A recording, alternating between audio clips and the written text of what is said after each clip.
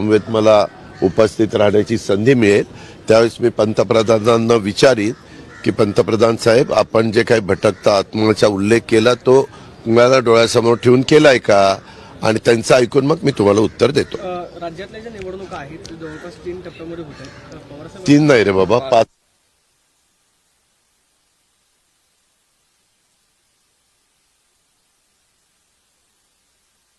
वेळ का आली?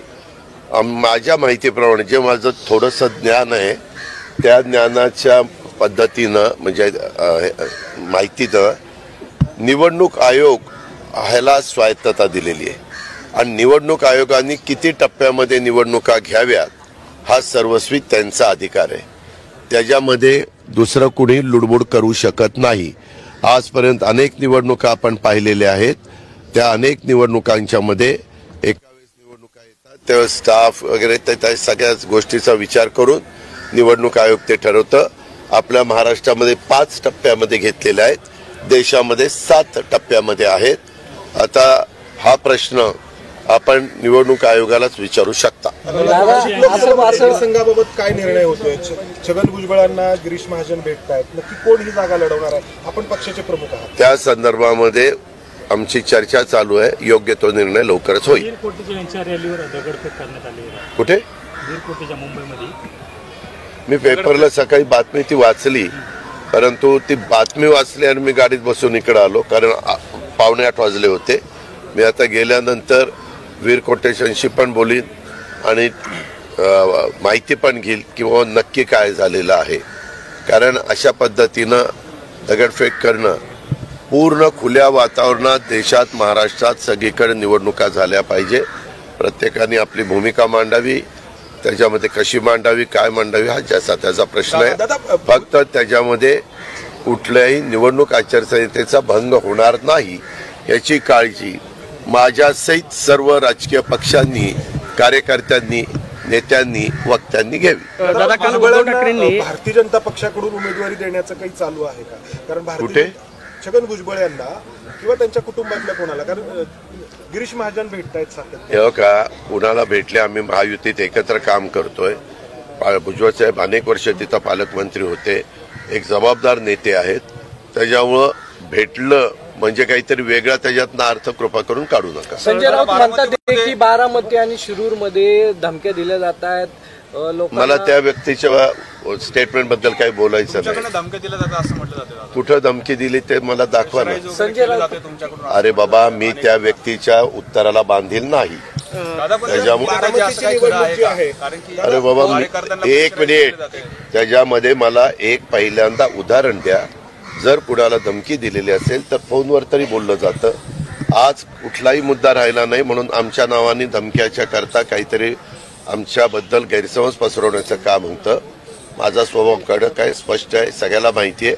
परंतु आजपर्यंतच्या कुठल्याही निवडणुकीमध्ये त्यांच्याबरोबर असताना ते आम्ही एकत्र असताना पण मी कधी धमक्या दिल्या नाही आणि आताही धमक्या दिल्या नाही आणि पुढेही कधी धमक्या देणार नाही याची नोंद आपण घ्या. त्यांनी काय बोलावं ते त्यांना विचार.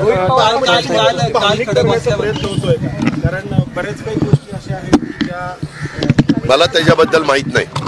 दादा बारामतीत नेमकं वातावरण कसं आहे ते पत्रकार मित्रांनी तपासून घ्यायचं असतं. आम्हाला प्रत्येक उमेदवाराला आणि उमेदवाराच्या प्रमुखाला वातावरण चांगलंच वाटत असतं म्हणूनच ते निवडणुकीमध्ये भाग घेत असतात. उद्धव ठाकरे काल बोलले, उद्धव ठाकरे असं बोलले की महाराष्ट्र लुटला जातोय आणि सगळ्या लुटारूंच्या हातात दिला जातोय, टीका केली जाते.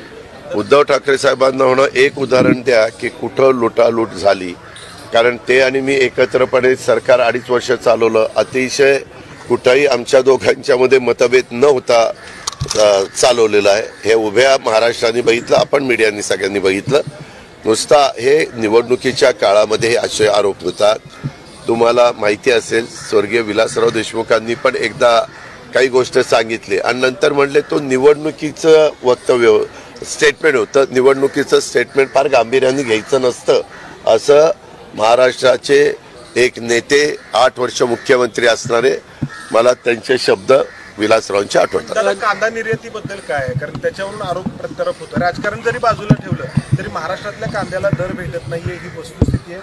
निर्यात बंदी नक्की उठवली आहे की नाही याबद्दल त्याबद्दल आचारसंहिता असल्यामुळे सगळे बारकाईनं प्रश्नांची मला माहिती नाहीये. मी माहिती घेऊन त्याचं उत्तर देईन. सुनंदा पवार म्हणतात की धनशक्तीचा वापर बारामतीत होणार आहे. मला त्याबद्दल काही बोलायचं नाही. दादा वैनिक आणि एक मिनिट, कुणी इतरांनी काही प्रश्न विचारला त्याचं उत्तर द्यायला मी बांधील नाही. तू हे पहिल्यांदा लक्षात घे. तुम्ही आमच्या म्हणजे योग्यतेच्या माणसांनी काही प्रश्न विचारलेला असेल तर त्यांना उत्तर. तू उद्या कुणाच्या आमाजी गोवांशी कापसे असं म्हणला, तुमचं काय मत आहे? मला काय घेणं देणं. दादा पवार साहेब म्हटलं की मी अस्वस्थ आहे पण मी शेतकऱ्यांसाठी. त्यांनी काय म्हणतो त्यांचा अधिकार आहे ना. आज मी एक वेगळा रस्ता स्वीकारलेला आहे. त्यांच्याबद्दल एक ते वरिष्ठ नेते आहेत. त्याच्या एकेकाळी ते म्हणजे मी त्यांना दैवत म्हणून मानत होतो आणि एक वडीलधारी असल्यामुळे त्यांच्या स्टेटमेंटच्या बद्दल मी काय बोलावं त्याबद्दल मी अजून एवढा मोठा नाहीये. दादा बारामतीत राज ठाकरेंची सभा होणार आहे का? बोलणं झालंय का? मनसेचे कार्यकर्ते तुम्हाला येऊन भेटलेत? राज ठाकरेंशी काही बोलणं झालंय का? मनसेचे कार्यकर्ते त्यांनी बिनशर्त पाठिंबा दिलेला आहे. 4 जागा आपल्या पुणे जिल्ह्यामध्ये आहे. त्याच्याकरता भेटले की निवडणूक प्रचाराची यंत्रणा कशा पद्धतीनं सगळे राबवत असताना मनसे काय जबाबदारी उचलणार आणि काय जबाबदारी पार पाडणार याकरता भेटले. बाकी दुसऱ्या कुठल्या कामाकरता भेटले नाही. बोललेत का एखादी सभा राज ठाकरेंची होणार? माझं अजून बोलणं त्याबद्दल झालेलं नाहीये.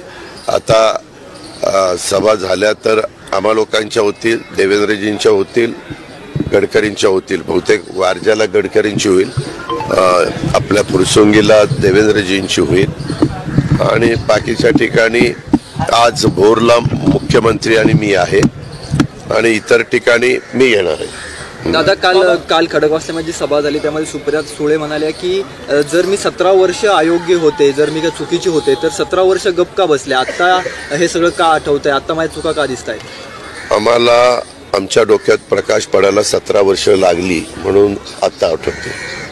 काय म्हणणं आहे तुझं? दादा कांचन कुलकर्णी म्हणजे एका भाषणात की सुनेत्र पवार जिंकल्यावर कॅबिनेट मंत्री होते. एक मिनिट. अहो तुम्ही सगळे हे नवीन राजकारणात आहे ते त्यांना आपलेपणाने काही बोलून जातात. शेवटी मंत्री करायचं तुमच्याही हातात नाही माझ्याही हातात नाही. जे प्राईम मिनिस्टर होतात ना ते मंत्रिमंडळ ठरवतात बरं का, आणि राज्यात मुख्यमंत्री होतात ना ते मंत्रिमंडळ ठरवतात. त्याच्यावर तुम्ही असले प्रश्न विचारायच्या ऐवजी मनाने समजून घेतलं पाहिजे. हे प्रेमापोटी बोललेलं आहे. जर पंतप्रधानांनी बोलले असते किंवा मुख्यमंत्री एखाद्या राज्याचे कुणाबद्दल बोलले असते तर ते आपण गांभीर्याने घ्यायचं असतं. पहिल्यांदा त्याचा विचार पंतप्रधान करतील. दादा राज्यात किती जागा येतील? भरपूर जागा येतील.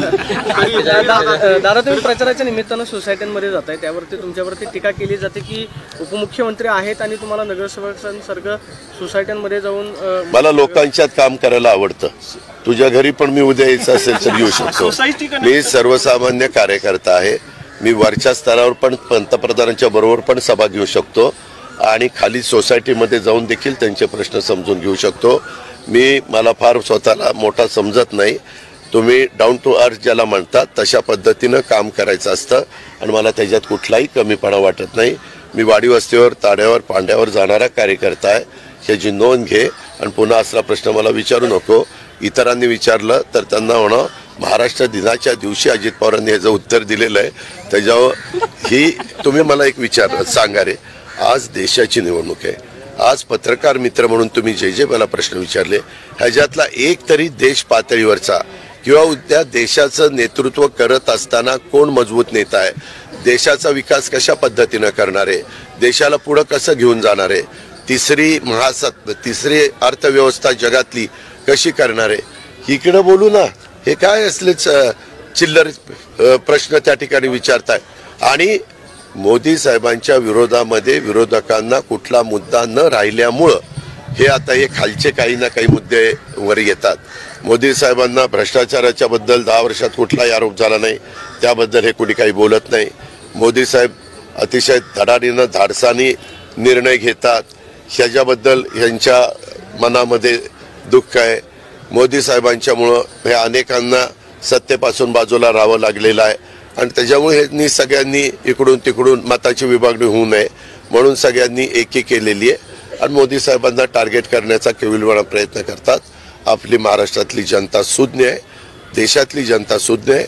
जरूर सगळा विचार आणि देशाचा विचार, 140 कोटी जनतेचा विचार, जगभरात देशाचं नावलौकिक वाढवण्याच्या करता, देशाला पुढे घेऊन जाण्याच्या करता विजन असणारं नेतृत्व कोण आहे हे सगळं बघून त्यामध्ये मतदान करतील. धन्यवाद.